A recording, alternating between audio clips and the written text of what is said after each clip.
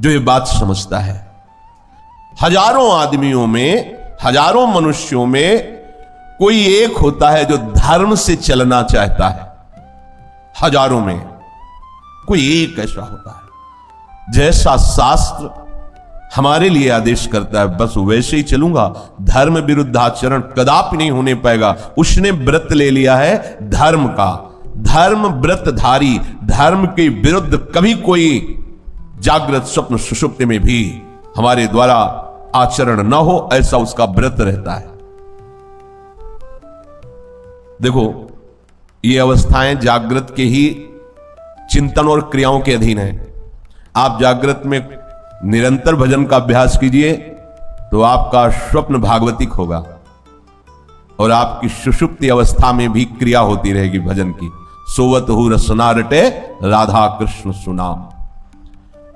जिसने ऐसा व्रत लिया कि मैं धर्म से जीवन व्यतीत करूंगा, हजारों मनुष्यों में कोई एक ऐसा होता है।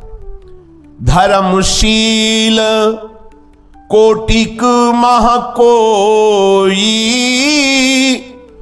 विषय विमुख विराग रत होई।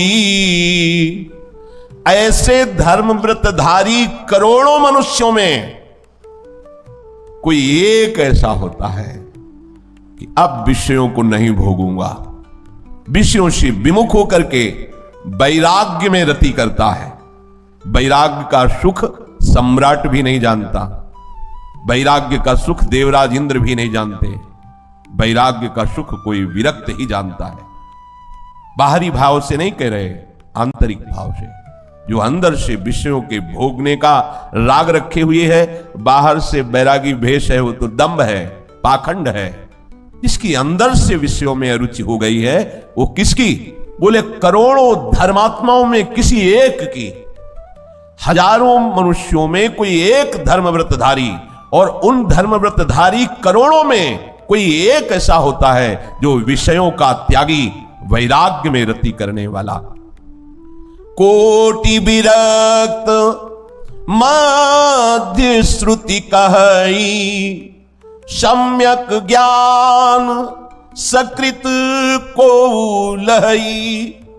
आहा, अब उन करोड़ों वैराग्यवानों में कोई एक ऐसा होता है जिसे यथार्थ ज्ञान प्राप्त होता है। बहुनाम जन्मनावंते ज्ञानवान माम प्रपद्यते, वासुदेवः सर्वमिति स महात्मा सुदुर्लभा। जित देखूं तित श्याममयी, मेरा प्रीतम सर्वत्र विराजमान है। ऐसा ज्ञान किसी बिरले को होता है। सम्यक ज्ञान सकृत, सकृत को लहाई, कोई करोड़ों वैराग्यवानों में कोई एक ऐसा होता है जिसको ऐसा सम्यक ज्ञान होता है, न किसी से राग न द्वेष, क्योंकि वो देख रहा है सर्वान वस्तुतया निरीक्षित, सब जगह एक ही तत्व विराजमान है। ऐसा ज्ञान होता है। ज्ञानवंत कोटिक महाको, जीवन मुक्त सकृत जग सो। ऐसे करोड़ों ज्ञानियों में कोई बिरला बोधवान होता है। ये कोई बिरला ज्ञानवंत कोटिक महाको, करोड़ों ज्ञानियों में कोई एक बोधवान महात्मा होता है, आत्मरति आत्मवान। उसे कहते जीवन मुक्त परमहंस। करोड़ों ज्ञानियों में विचार कीजिए। और 3 सहस्त्र महु सब सुख खानी, दुर्लभ ब्रह्म लीन विज्ञानी। ऐसे जीवन मुक्त परमहंसों में भी, हजारों जीवन मुक्तों में कोई ऐसा एक होता है जो अद्भुत स्थिति को प्राप्त होता है। कब शरीर की क्या क्रियाएं हो रही हैं कोई स्मृति ही नहीं। ब्रह्मावस्था में ब्रह्म स्वरूप हुए लीन है। ज्ञान की आखिरी भूमिका का वर्णन है कि उसका आधा शरीर आग के ताप से तपाया जा रहा हो, इधर चंदन लगा दिया गया हो, दोनों को उसको अनुभव नहीं होगा, न अग्नि के ताप का और न चंदन की शीतलता का। विषधर सर्प लिपटे हो या सुकोमल पुष्पों की माला, कोई फर्क नहीं। उसे ब्रह्मलीन कहते हैं। जीते जी ब्रह्म, अब उसकी स्मृति ही नहीं रह गई, वृत्ति का ही लय हो चुका है, ब्रह्माकार वृत्ति सब खत्म हो चुका है, सब में परम तत्व विराजमान है, यह भी भाव खत्म हो चुका है, स्वयं ब्रह्म स्वरूप होकर के लीन हो गया है। सहस्त्रों जीवन मुक्तों में कोई एक दुर्लभ ब्रह्मलीन होता है, यह शास्त्र है भूमिका। अब जो बात कह रहे हैं उसको सुनो। कह रहे धर्मशील विरक्त अरुज्ञानी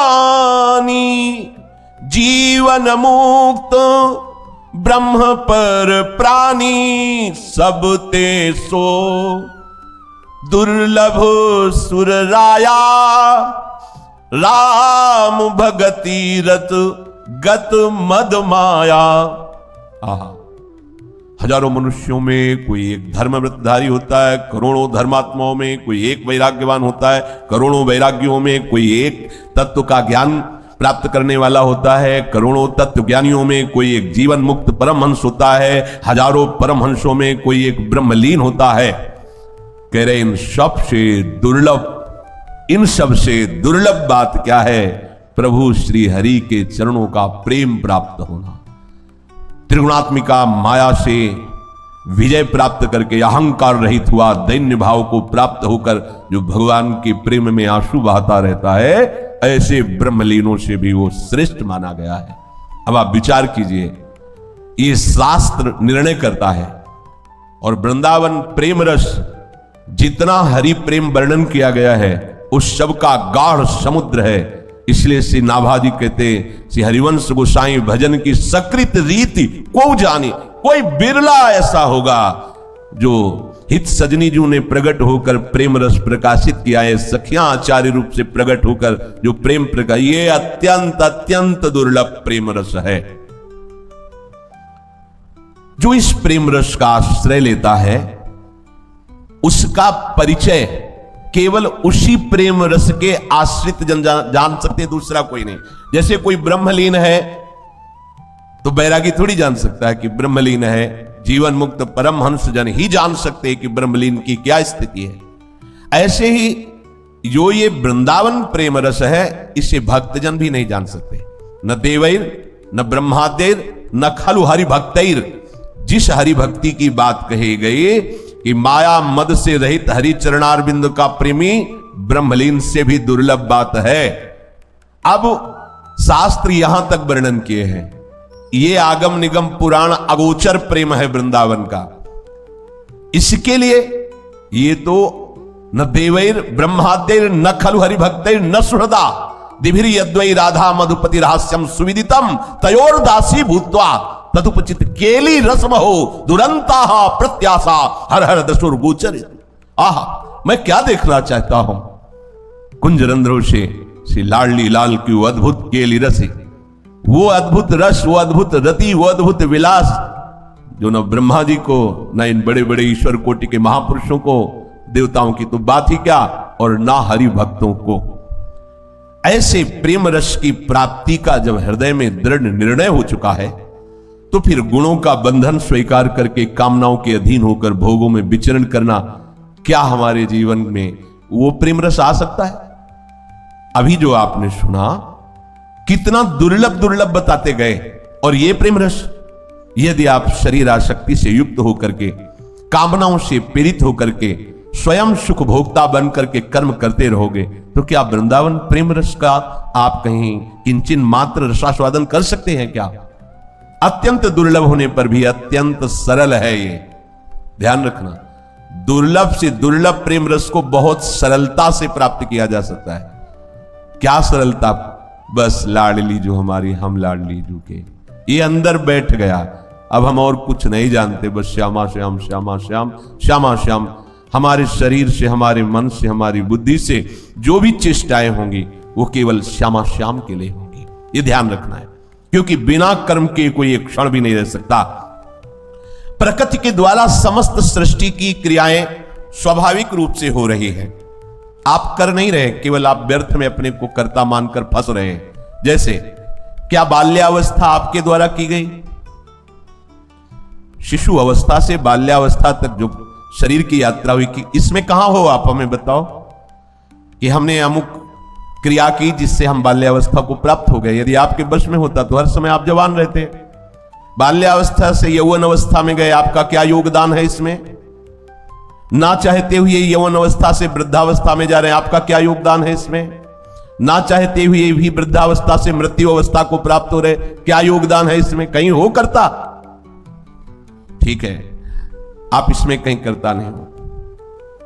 गेहूं आप बो सकते हैं, लेकिन गेहूं बनाने में आपका क्या योगदान है? जैसे आप कह सकते हैं कि अन्न तो हम पैदा करते हैं, लेकिन मूल उसका बीज बनाने में किसका योगदान है? ठीक है, आपने मेहनत करके अन्न प्रकट किया और उसको रसोई में पका पाया, फिर पचाया किसने? आपका क्या योगदान है? उस पाचन यंत्र की रचना किसने की? आपका क्या योगदान है? भगवान कह रहे अहम वैश्वानरो भूत्वा प्राणी नाम देहमाश्रिता, मैं सबके देहधारियों के उदर में बैठकर वैश्वानर अग्नि के रूप में सबका पाचन करता हूं। काहे को व्यर्थ में अभिमान करते हो? इन गुणों के द्वारा प्रेरित होकर मायाकृत क्रियाओं में विचरण करते हुए कामनाओं से तुम्हारी दुर्गति हो गई है। जितनी भी क्रियाएं हैं प्रकृति के द्वारा स्वयं हो रही हैं, पर तुम दंड के अधिकारी बन रहे हो कर्ता होने के कारण। ध्यान दीजिएगा, बिना किसी कारण के तुम्हारी दुर्गति हो रही है और कोई उसका कारण नहीं, आप ही उसके कारण बन रहे हैं। मैं भोगता हूं, मैं करता हूं। आप कहां करता हो बताइए? जब आप नींद में गए तब आप क्या कर रहे थे? पर प्रकृति अपने आप उस सुषुप्ति अवस्था में भी कार्य कर रही है। तभी तो जगने पर कहते आह नींद पूरी हुई, अच्छा लगा, मतलब क्रिया चल रही है। जैसे मूर्छा है, मूर्छा में क्या क्रिया चल रही है? अगर मूर्छा में क्रिया ना होती तो जागरण होता ही नहीं, वो मूर्छा से कभी निकल ही नहीं पाता। पर मूर्छा हुई 10 मिनट में, 20 मिनट में, जो भी समय, उतने में क्रियान्वित होकर चेतना को प्राप्त करा दिया। अर्थात मूर्छा में भी क्रिया हो रही है, आप जान नहीं पा रहे। समाधि में भी क्रिया हो रही है, उत्थान होता है, चेतना जागृत होती, क्रियाएं प्रतिपल हो रही हैं। निरंतर परिवर्तनशील प्रकृति क्रियारत है। तुम उसे कर्ता मान करके दंड के अधिकारी बन गए हो, माया के स्वामी बनना चाहते हो। देखो ना, स्वयं कर्ता भोक्ता बनना चाहते हो। ये संसारी व्यक्ति ये भाषा नहीं समझ पाएगा, क्योंकि मूढ़ता इतनी जोर की छाई होती है कि वो इस सूक्ष्मता को समझ ही नहीं सकता। आप भाग्यशाली हो जो आप परम पावन महामहिम वृंदावन की भूमि में बैठ करके भगवत वार्ता की सूक्ष्मता को आप समझ सकते हैं। ये भूमि समझा देगी, बड़ी पवित्र भूमि है। जैसे कोई महान भागवतिक चर्चा होनी होती थी, सब ऋषि स्थान चयन करते थे। जैसे 88,000 ऋषि नैमिषारण्य में बैठ करके भगवत चर्चा कर रहे हैं, कोई तीर्थराज प्रयाग में, क्योंकि वो भूमि उनको सपोर्ट करती है। और समस्त विश्व ब्रह्मांड के बड़े बड़े तीर्थ, बड़े बड़े परम पावन ऋषि मुनि जिस रज की वंदना करते हैं, उस रज में आप बैठे हुए हैं। ये वृंदावन की भूमि है। आपको समझना होगा कि आप कहीं भी किसी भी क्रिया को अपने में यदि स्वीकार कर लिया तो आप बंध जाओगे। तो ज्ञानी ज्ञान के द्वारा गुणों में देखता है, कर्मयोगी कर्म करते हुए संसार की सुख भावना से, संसार के द्वारा प्राप्त हुई वस्तु पदार्थ सामर्थ्य को संसार में लगा के मुक्त हो जाता है। और भक्त प्रत्येक चेष्टा को भगवान को समर्पित करता है। उपासक प्रत्येक चेष्टा को, जागृत स्वप्न सुषुप्ति स्फुरत में राधा पदाब्द छटा, ये हमारे द्वारा जो भी जागृत में, जो भी स्वप्न में, जो भी सुषुप्त में, ये सब श्री जी के लिए है। जिनके शयन के समय गंदे विचार चल रहे होते हैं और फिर वो शयन करते हैं, उनकी सुषुप्ति स्वप्नावस्था निंदनीय है। और जो शयन के समय अपने आराध्य देव के गाढ़ चिंतन में डूबते हुए कब सो गए पता नहीं चला, उनका भजन ही माना जाता है। सोना भी समाधि के समान पवित्र माना जाता है। आप अपनी जागृत अवस्था को तो संभाल नहीं पा रहे हैं, तो स्वप्न और सुषुप्ति को कैसे संभालेंगे? जब आप चेतना में हैं, आपके द्वारा कोई कामना नहीं, कामना से प्रेरित होकर कोई कर्म नहीं, स्वसुख वासना देहाभिमान पुष्ट करने वाली कोई चेष्टा नहीं, फिर आप देखो ये होना ही पड़ेगा। अगर आप जीवन मुक्त होना चाहते हैं, भगवत प्रेम रस प्राप्त करना चाहते हैं, तो अनिवार्य है ये बातें आपको अपने जीवन में उतारना। अगर कोई कह दे कि जब कर्म बंधन कारक है तो हम कर्म ही नहीं करेंगे, बैठ जाएंगे, नहीं करेंगे। प्रभु कह रहे हैं कर्मेंद्रियाणि संयम्य या आस्ते मनसा स्मरन इंद्रियार्थान विमूढ़ात्मा मिथ्याचार सौच्यते। जो कर्मेंद्रियों को, संपूर्ण इंद्रियों को रोक लिया, नहीं देखना नहीं, सुनना नहीं, बोलना नहीं, करना नहीं, कुछ नहीं करेंगे। व्यर्थ में हम करने से ही तो फंसते चले जा रहे हैं। कुछ नहीं करना, हठ पूर्वक रोक लिया। बाहर से तो ऐसे बैठ गया, अब अंदर से क्रिया शुरू जो बराबर चल रही, अब अंदर से विषय चिंतन, राग द्वेष का चिंतन बैठे बैठे वो कर रहा है। तो प्रभु उसको कह रहे हैं विमूढ़ आत्मा, वो मूढ़ बुद्धि वाला मिथ्याचारी पाखंड कर रहा है। वो मिथ्याचारी कहा जाता है, अर्थात पाखंडी कहा जाता है। वो मूढ़ बुद्धि वाला है जो कर्मों में फंसे, करना ही नहीं। 5 कर्मेंद्री, वाकेंद्री, हस्तेंद्री, पादेंद्री, उपस्थ और गुदा, उपस्थ जनेन्द्री, इनको कर्मेंद्री कहा गया है। और श्रोतेंद्री, त्वगेंद्री, नेत्रेंद्री, रसेंद्री, घ्राणेंद्री, इनको ज्ञानेंद्रियां कहा गया है। पर कर्मेंद्रियां ज्ञानेंद्रियों से संचलित हो रही, जो देखा उसी का सर, तो इनको भी कर्मेंद्रियों में ही भगवान ले रहे हैं।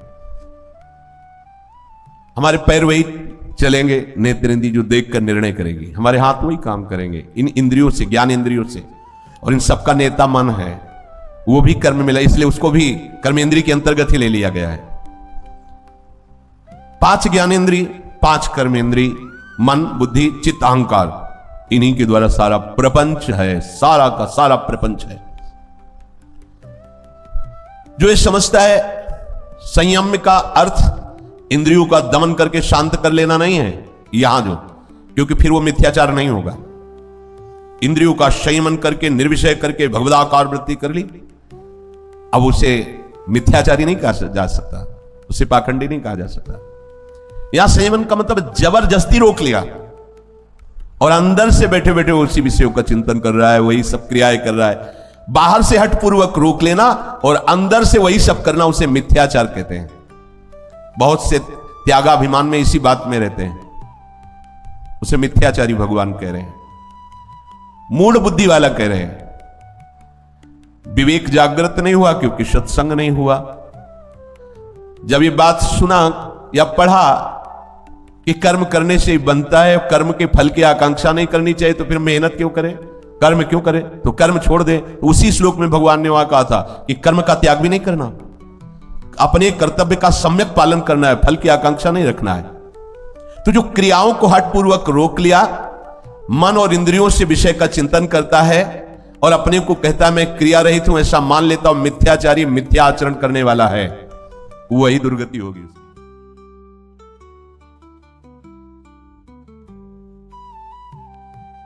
समझना, देखो इन सब शास्त्रीय सिद्धांतों को सुनने की अत्यंत आवश्यकता है, तभी श्री जी सुना रहे हैं। श्री जी की उपासना को साधन बना लिया जाता है और साध्य बना लिया जाता है जगत को, और खूब भोग भोगो मौत से जय महारानी जी की। प्रेम का अंकुरण नहीं हो पाता है, तभी बड़ी बड़ी अवस्थाएं शरीर की हो जाती हैं। बहुत लंबा समय निकलने पर भी वो बात नहीं देखी जाती जो होना चाहिए, अपने ही हृदय की बात। लोगों से प्रशंसा प्राप्त करने लगता है कि ये विषय का त्यागी है, पर इंद्रियों से विषयों का चिंतन करके बाहर से रोक लिया, वो ऐसा समझता मैं त्यागी हूं, मैं कर्म नहीं कर रहा, पर वो कर्म कर रहा है। कारण कि बाहर से क्रिया रहित होने पर भी अहमता, ममता और कामना के कारण राग द्वेष पूर्वक जो चिंतन हो रहा है, अनुकूलता प्रतिकूलता का, विषयों का, तो वही उसको भोग मिलेगा, वही दंड मिलेगा उसको, वही बंधन है उसके ऊपर। सांसारिक भोगों को बाहर से भी भोगा जा सकता है और मन से भी भोगा जाता है। अगर बाहर से क्रिया हो रही और मन भोग में नहीं है तो उसी को तो महात्मा कहते हैं। बाहर से क्रियाएं हो रही, तो जिसने मन को प्रभु में लगा दिया उसके द्वारा बाहर से असत क्रियाएं होंगी ही नहीं। सूर्य उदय होने पर अंधकार रहेगा ही नहीं। जिसका मन प्रभु के चरणों में लगा है उससे असत क्रिया बनेगी ही नहीं। क्योंकि क्रिया बनने के पहले संकल्प होता है, और संकल्प रहित जितनी क्रियाएं हो रही हैं शास्त्र सम्मत, अब वो उसे बांधेंगे नहीं। ये बड़ा सूक्ष्म विषय है। सांसारिक भोगों को बाहर से भी भोगा जा सकता है और मन से भी।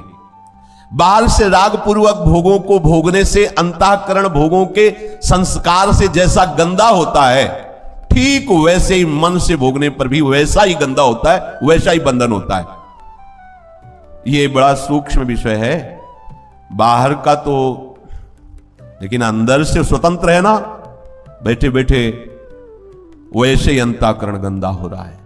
राग पूर्वक भोगों का चिंतन करने से वैसा ही गंदा संस्कार अंतःकरण में होता है। बाहर से भोगों का त्याग तो साधक कई कारणों से कर लेता है। विचार से, लोक व्यवहार से, लोग निंदा करेंगे, शासन से, कानून व्यवस्था, शास्त्र भय से, गलत हो रहा है।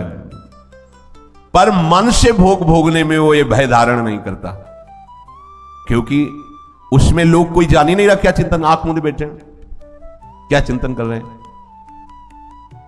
व्यवहार में कोई गड़बड़ी होगी तो कानून व्यवस्था दंड देगी, लेकिन मन में हम सारी गड़बड़ी मन के द्वारा हम भोग रहे हैं, इसमें किसका शासन है, इससे किसका भय है। साधक यहां भूल कर बैठता है। बाहर तो रोकता है विचार से, लोक भय से, व्यवहार में गड़बड़ी होने से, कानून भय से, शास्त्र भय से, पर मन के ऊपर यह बात तो लागू नहीं कर पाता। मन से भोगों का चिंतन करता है, बाहर से कोई क्रिया नहीं हुई कई भय के कारण, पर मन से वो मनमानी ऐसा चिंतन करता है। वो मन से भोगों को भोगता रहता है, इसलिए मिथ्याचारी अभिमानी को एक नया अभिमान हो जाता है, मैं भोगों का त्यागी हूं। मन से भोग भोगने से विशेष हानि हो गई उसकी। ये परमार्थ निरूपण है। सब का सब अंदर का मामला गंदा हो गया, बाहर से हो जीवन हो गया, हमने अन्न टच नहीं किया, ये नहीं, वैसा नहीं, वैसा नहीं। इसलिए जब बात सुलझ जाती है तो इन सबका कोई महत्व नहीं होता। मन के भोग भोगने से विशेष हानि होती है। इसमें किसी के भय का अवसर नहीं रहता, इसलिए मनमानी साधक करता रहता है अंदर ही अंदर। साधक को चाहिए कि वो जैसे बाहर के भोगों से अपने को बचाता है, उससे अधिक सावधान होकर आंतरिक भोगों के चिंतन के भोग से बचाए। चिंतन द्वारा भोग जो किया जाता है, सावधानी से उसका त्याग करें। अहमता, ममता, शक्ति, कामना रखते हुए बाहर से भोगों का त्याग करके अपने को त्यागी मानना, यह मिथ्याचार है। साधक को कर्तव्य कर्म में पूर्ण निष्ठा रखते हुए अंतर से भगवत चिंतन निरंतर। कई बार सत्संग में कहा है कि आप श्री जी की सेवा कर रहे हो, बहुत महान सेवा कार्य है ये। पर यदि आपका चिंतन विषय हो रहा है तो ये केवल कर्म बना, कर्म योग नहीं। इसलिए अंदर से आपका नाम चिंतन, पद गायन गुनगुनाओ। मानो आप रसोईया मनिया कर रहे हो तो ज्यादा जोर से गाने पर ऐसा हो सकता है कि हमारे मुख से थूक की छिट्टियां आगे निकलकर तो सेवा में कहीं बाधा ना पड़ जाए, तो गुनगुनाओ अंदर से, मंत्र जप करो। खाली कभी भी नहीं रहना। देख लो, सुन लो, बाहर से भोगों को साधक है तो त्यागने की चेष्टा ही करेगा, पर मन को छूट दे देता है, मन को भय रहित कर देता है। क्योंकि अच्छा, एक सूत्र कई हमसे प्रश्न किए कि कलिकर एक पुनीत प्रतापा मानस पुण्य होई, और नहीं पापा, मानसिक पाप तो लगेगा नहीं। यहां पाप की बात नहीं कह रहे हैं, यहां गंदा की बात कह रहे हैं। आप जो चिंतन करें उससे जो गंदगी हुई उससे दुर्गति होगी। ये भगवत वाणी है। उस सिद्धांत को जैसे आपने मन से सोचा इसका नाश हो जाए, उसका नाश तो होगा नहीं, तो तुम्हें उसके नाश का दंड तो नहीं मिलेगा, लेकिन ये संस्कार जो उसमें तुमने भगवत भाव नहीं किया, द्वेष पूर्वक जो तुमने उसका चिंतन किया, वो संस्कार जो है वो तुम्हारा नाश करेगा। इसका परिणाम कहां जाएगा? उसके नाश का तुम्हें दंड नहीं मिलेगा। ध्यान रखो, अगर आप शरीर से उसका नाश कर देंगे तो दंड मिलेगा। आपने मन से उसके नाश की बात सोची तो दंड तो नहीं मिला ना उसके नाश का, लेकिन जो तुमने द्वेष पूर्वक चिंतन किया इसका तुम्हें दंड मिलेगा। क्या दंड? वो संस्कार दृढ़ हो जाएगा, जलाएगा, अंतःकरण गंदा कर देगा, और तुम्हें जब आध्यात्मिक सामर्थ्य क्षीण हो जाएगी तो तुम रोक ही नहीं पाओगे, वही क्रियाएं स्थूल से भी प्रारंभ हो जाएंगी। इसलिए उपासक को चाहिए कि अपने धर्म के अनुसार जो उसे कर्तव्य कर्म मिला है उसे करते हुए निरंतर अंदर के चिंतन को संभाले। साधना इसी बात की है। जब ये राधा वल्लभ नाम बड़ा जो विराजमान होता है, नया हुआ, तो सदगुरुदेव भगवान को अर्पित किया कि प्रभु ये विराजमान करने की इच्छा है। तो उनका हृदय में विराजमान भी करना बाहर विराजमान करने से ज्यादा काम नहीं चलेगा। सीधे शब्द थे का समझे नहीं। गुरुजनों से उनके अंतर की बात को और स्पष्ट समझ लेने के लिए ये महाराज जी समझे नहीं। तो बाहर विराजमान करके आरती पूजा करके भूल जाओ तो ये कोई खास बात नहीं है। जो इसमें लिखा है उसको अंदर विराज, यही नाम अंदर विराजमान करो। प्रायः जब कभी कोई किसी साधन की चर्चा हुई तो गुरुदेव ने अंदर पर जोर दिया है। चिंतन क्या चल रहा है तुम्हारा, चिंतन पर देखो, चिंतन पर। तुम क्रियाओं की बात क्यों करते हो, चिंतन पर देखो ना। हर बार अगर आपका चिंतन सही चल रहा है तो बिल्कुल आप निर्भय हो जाओ। अब आप देखो चिंतन, अगर साधक अंदर भय ले आवे तो बात बन जाए, पर वो बाहर भय का तो आरोप करके बच जाता है, लेकिन अंदर वो स्वतंत्रता दे देता है और खूब मनमानी चिंतन जहां कहीं ऐसा होने लगे। इसीलिए कहते हैं कि हमारे पास बहुत बड़ा बल है नाम, राधा राधा राधा राधा राधा। संस्कार ही नहीं पड़ने देगा वो। मन तभी रचना रचता है, उसको भी एकाग्रता चाहिए। वो ऐसा नहीं है, वो आपको डांटेगा, क्यों नाम ले रहे हो बार बार, थोड़ा तो हमें चैन से मनोराज्य करने दो। आप उसे चैन मत लेने दो, उसकी कलम चलेगी और आपका नाम उसको मिटाता चला जाएगा। वो बेचारा हार करके नाम की शरण में हो जाएगा। और अगर आप उसको समय दे रहे ना, नाम को छोड़ दिया आपने, समय दे दिया, वो आप बस कैसे तुम्हें बताएं, इतना जलाता है साधकों को, इतना सताता है पूछो मत।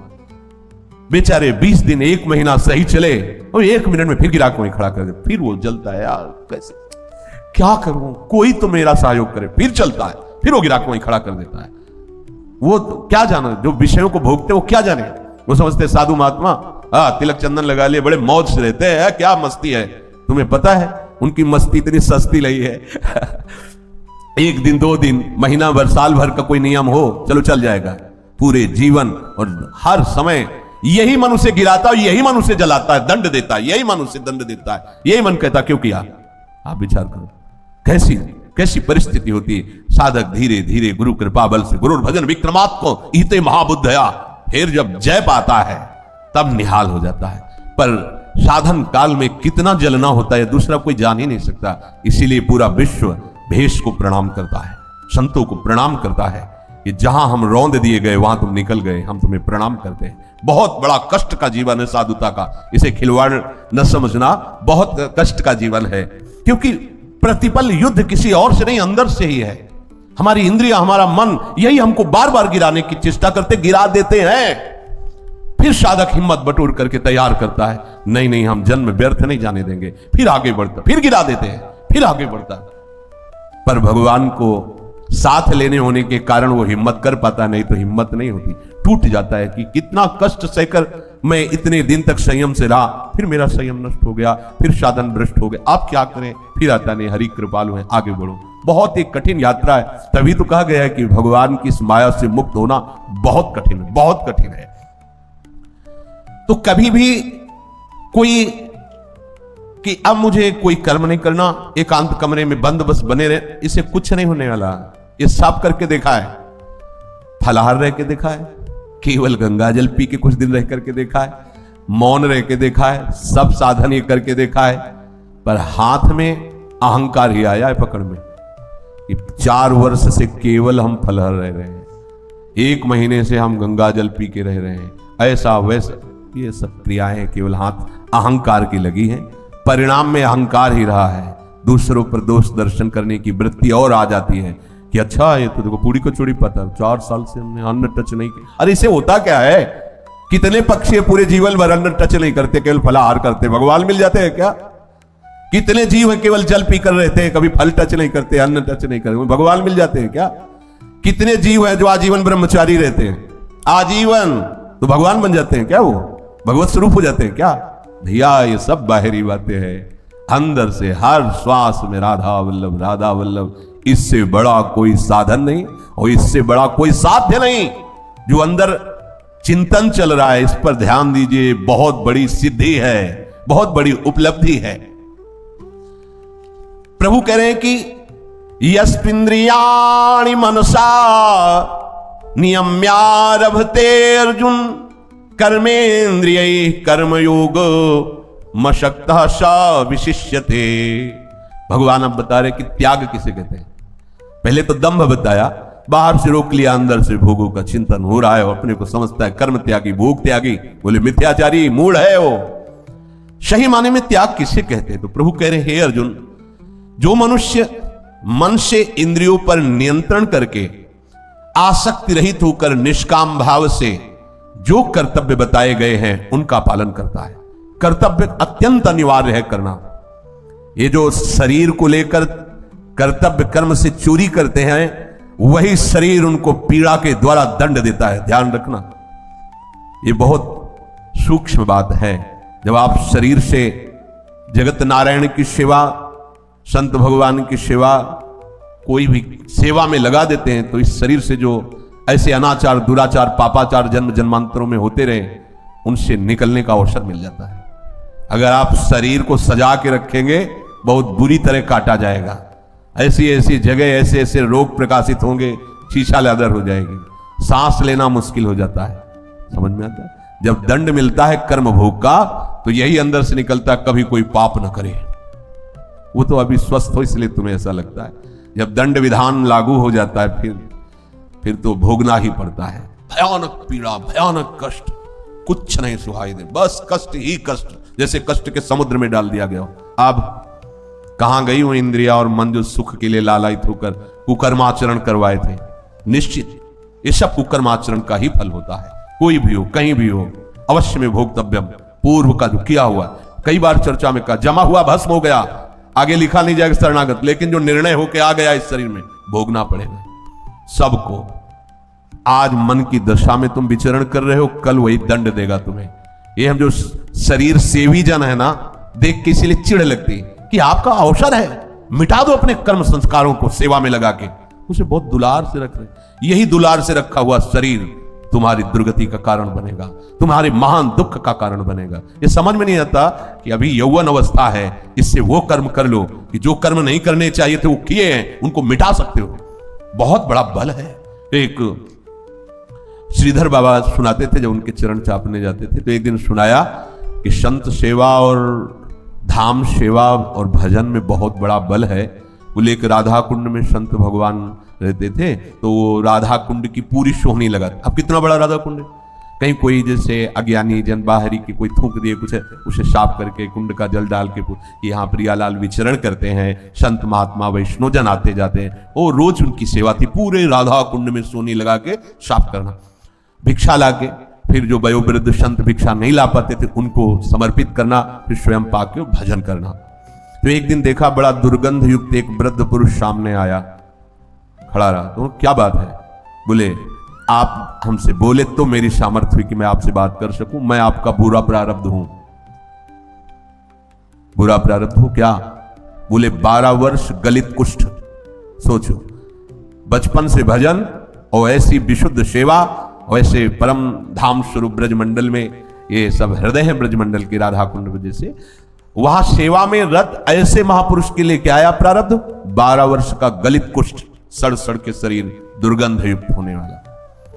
तो 12 वर्ष मेरे पास समय नहीं है कि मैं तुम्हें लेके बैठ जाऊं। 12 वर्ष नहीं, हमें संतों के लिए भिक्षा लानी होती है, राधा कुंड की सेवा कर। चलो, ये हमसे तुमसे नहीं पूछा जाएगा, ये उनसे पूछा जाता है जिनका भजन का तेज है, साधु सेवा का तेज है। तो विनय करके प्रारब्ध आता, स्वीकार करो तो आएगा। दूसरे दिन फिर आए, बोले बाबा आपको स्वीकार ही करना होगा। हमने विचार किया है कि हम रात दिन मिलाकर आपको भयानक कष्ट देके 6 वर्ष में निपटा देंगे। तो 6 वर्ष नहीं, बोले लेना तो पड़ेगा आपको 6 महीना। 6 महीना भी नहीं। बाबा बोले हम 24 घंटा देते हैं। तो उनका ठीक, मैं 12 वर्ष का कष्ट 24 घंटे में भुगताऊंगा। कोई औषधि नहीं, कोई शिष्य पास नहीं, किसी भी तरह की कोई सेवा नहीं। बोले स्वीकार। अब सोचो 12 वर्ष का गलित कुष्ठ 24 घंटे में वो दंड भोगना है। बाबा ने सब अपने परिकर से कहा कि 24 घंटे के लिए हमें बिल्कुल कोई हम कितना भी आवाज करें कोई पास नहीं आएगा, हमारे लिए कुछ विधान आया है। महापुरुषों की बात को सब मानते, सबने निश्चय हाँ बाबा जब तक आपका आदेश नहीं होगा आपकी कुटिया कोई नहीं आया। दरवाजा कुटिया को बंद किया और प्रारब्ध से का स्वीकार है। जीव ही कहा एक साथ पूरा शरीर पक गया। 12 वर्ष का दंड 24 घंटे में भोगना है। 24 घंटे में त्राहिमाम मच गया, चीखने लगे। 24 घंटे चीखते चीखते निकल गए, पूरा शरीर सब मवादमय हो गया। जो ही प्रारब्ध खत्म हुआ, नवीन त्वचा, नवीन एकदम। 24 घंटे बाद कुटिया से निकले एकदम स्वस्थ। ये प्रारब्ध अवश्य आता है और बड़े बड़े संत महापुरुषों ने उसको भोगा है। हमारी तुम्हारी क्या सामर्थ्य है? हम मिथ्याचार छोड़ करके कर्तव्य का पालन करें। कर्तव्य में बहुत बड़ी सामर्थ्य है। ये जो सेवा पद्धति है बहुत बड़ा वरदान है। पर हम देखते हैं कि शरीर स्वस्थ है, आपका यौवन अवस्था है, और ये जो सेवा से मन चुराने वाली तुम्हारी आदत है, ये आप सुधार कर लीजिए। तुम अपने मन के अधीन होकर जो सेवा से बचना, यार धिक्कार है। इस शरीर को इतना प्यार कि भगवत सेवा से तुम बचना चाहते हो, फिर किस लिए शरीर है किस लिए? इसको व्यर्थ क्यों ढो रहे हो? इसका सदुपयोग करो ना। ये तुम नहीं हो, ये तुम्हें मिला हुआ है अपनी सुधारने के लिए। क्यों बिगाड़ रहे हो? क्यों प्रमाद कर रहे हो? समय से भोजन इसमें डालते हो, पानी डालते हो, वास देते हो, वस्त्र पहनते हो, तो इसको सेवा में रगड़ो। अनंत जन्मों के किए हुए दुष्कृतों के परिणाम से निपटने के लिए तुम्हें सेवा बल प्राप्त होगा। वो बल तुम्हें बलवान करेगा। तो कहते हैं हे अर्जुन, जो मनुष्य मन से इंद्रियों पर नियंत्रण करके, यही नहीं आज्ञा है, उस कर्तव्य कर्म को हमें करना है। इसमें बहुत बड़ी सामर्थ्य होती है। देखो, अपने आराध्य देव के प्रताप को उपासक को समझना चाहिए। हमारे में सामर्थ्य नहीं है, लेकिन आराध्य देव सब सामर्थ्यों की सामर्थ्य है और उनके हम दास हैं। अब हमें कोई भी असमर्थता नहीं है, हमें कोई भी असमर्थता नहीं, क्योंकि हमारा संबंध समर्थ से है। हरिवंश प्रताप ही जानत है, हरिवंश प्रबोध प्रमाणत है, हरिवंश सर्वस्व है तिनके, सुख संपत्ति दंपति जूति। आप इस पर ध्यान दीजिए। अपने इष्ट के प्रताप का सुमिरन होना चाहिए।